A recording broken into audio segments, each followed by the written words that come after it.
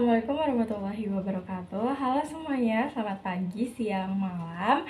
Perkenalkan, nama saya Rizka Amalia Putri dengan NIM 23100260034 dari program studi kedokteran gigi Fakultas Kedokteran Universitas Mula Warman. Nah, di video kali ini saya akan membahas tentang ejaan bahasa Indonesia. Ejaan merupakan suatu perlambangan fonem dengan menggunakan huruf. Dalam sistem bahasa ditetapkan mengenai perlambangan suatu fonem yang lambang tersebut disebut dengan huruf. Ejaan adalah suatu aturan yang mengatur suatu tulisan baik dalam penggunaan huruf, tanda baca, penulisan, kosakata, dan bentukan kata, penulisan unsur serapan, afiksasi, dan kosakata asing. Nah, ejaan bahasa Indonesia itu terus mengalami perubahan, pengembangan, dan penyempurnaan yang dilakukan selama 114 tahun. Terhitung sejak tahun 1901 hingga tahun 2015. Ejaan pun memiliki fungsi sebagai landasan pembakuan tata bahasa, kosakata, dan peristilahan, serta alat penyaring masuknya unsur-unsur bahasa lain ke dalam bahasa Indonesia. Pertama, kita akan membahas tentang pemakaian huruf dan ejaan. Yang pertama itu ada huruf kapital. Huruf kapital dipakai sebagai huruf pertama awal kalimat, dipakai sebagai huruf pertama unsur nama orang termasuk julukan, dipakai pada awal kalimat dalam petikan langsung, dipakai sebagai huruf pertama setiap kata nama agama, kitab suci, dan Tuhan termasuk sebutan dan kata ganti untuk Tuhan, dipakai sebagai huruf pertama unsur nama gelar kehormatan, keturunan, keagamaan, atau akademik yang diikuti nama orang tersebut, termasuk gelar akademik yang mengikutinya. Dipakai sebagai huruf pertama unsur nama gelar kehormatan, keturunan, keagamaan, profesi, serta nama jabatan dan kepangkatan yang dipakai sebagai sapaan. Dipakai sebagai huruf pertama unsur nama jabatan dan pangkat yang diikuti nama orang atau yang dipakai sebagai pengganti nama orang tertentu, nama instansi, atau nama tempat. Dipakai sebagai huruf pertama nama bangsa, suku bangsa, dan bahasa. Dipakai sebagai huruf pertama nama tahun, bulan, hari, dan hari besar atau hari raya. Dipakai sebagai huruf pertama unsur nama peristiwa sejarah, dipakai sebagai huruf pertama nama geografi, dipakai sebagai huruf pertama semua dalam nama negara, lembaga, badan, organisasi, atau dokumen kecuali kata tugas seperti di, ke, dari, dan yang, dan untuk, dipakai sebagai huruf pertama setiap kata di dalam judul buku, karangan, artikel, dan makalah, serta nama majalah dan surat kabar kecuali kata tugas seperti di, ke, dari, dan yang, dan untuk yang tidak terletak pada posisi awal. Dipakai sebagai huruf pertama unsur singkatan nama gelar, pangkat, atau sapaan, dipakai sebagai huruf pertama kata penunjuk hubungan kekerabatan seperti bapak, ibu, kakak, adik, dan paman, serta kata atau ungkapan lain yang dipakai dalam penyapaan atau pengacuan.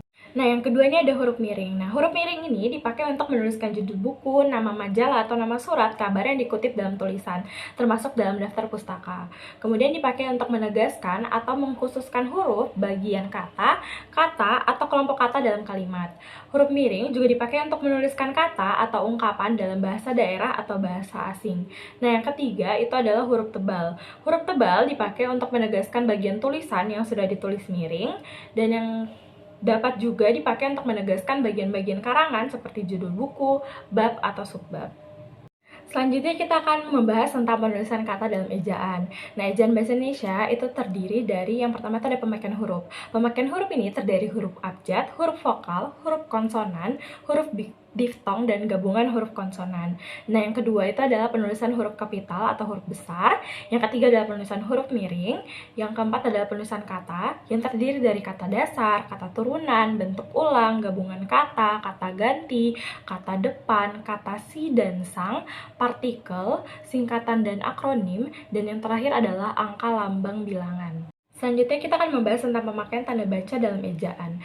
Tanda baca adalah tanda-tanda yang harus digunakan dalam sebuah tulisan atau hasil karya ilmiah. Dengan adanya tanda baca, lebih memudahkan orang yang membaca tulisan tersebut untuk mengatur jeda ketika sedang membaca. Nah, tanda baca yang pertama adalah tanda titik. Tanda titik digunakan pada kalimat yang bukan pertanyaan atau seruan. Digunakan pada akhir singkatan nama orang, digunakan pada akhir singkatan gelar atau jabatan, pangkat, dan sapaan, digunakan pada singkatan kata atau ungkapan yang sudah sangat umum, pada singkatan terdiri atas 2 huruf atau lebih hanya digunakan 1 tanda titik saja.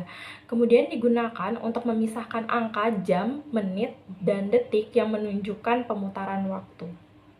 Selanjutnya adalah tanda koma. Nah, tanda koma digunakan antara unsur-unsur dalam suatu pembicaraan atau pembilangan, digunakan untuk memisahkan kalimat setara yang satu dari kalimat setara berikutnya yang didahului oleh kata seperti tetapi dan melainkan, digunakan untuk memisahkan anak kalimat dari induk kalimat tersebut mendahului induk kalimatnya, digunakan di belakang kata atau ungkapan penghubung antar kalimat yang terdapat pada awal kalimat, termasuk di dalamnya oleh karena itu, jadi, lagi pula, meskipun begitu, dan akan tetapi, digunakan di belakang kata-kata seperti oh, ya, wah, aduh, kasihan, dan yang terdapat pada awal kalimat, digunakan untuk memisahkan petikan langsung dari bagian lain dalam kalimat, digunakan untuk menceraikan nama yang dibalik susunannya dalam daftar pustaka, digunakan di antara nama orang dan gelar akademik yang mengikutinya untuk membedakannya dari singkatan nama keluarga dan marga, digunakan untuk mengapit keterangan tambahan yang sifatnya tidak membatasi, dan tidak digunakan untuk memisahkan petikan langsung dari bagian lain dalam kalimat apabila petikan langsung tersebut berakhir dengan tanda tanya atau tanda seru dan mendahului bagian lain dalam kalimat itu.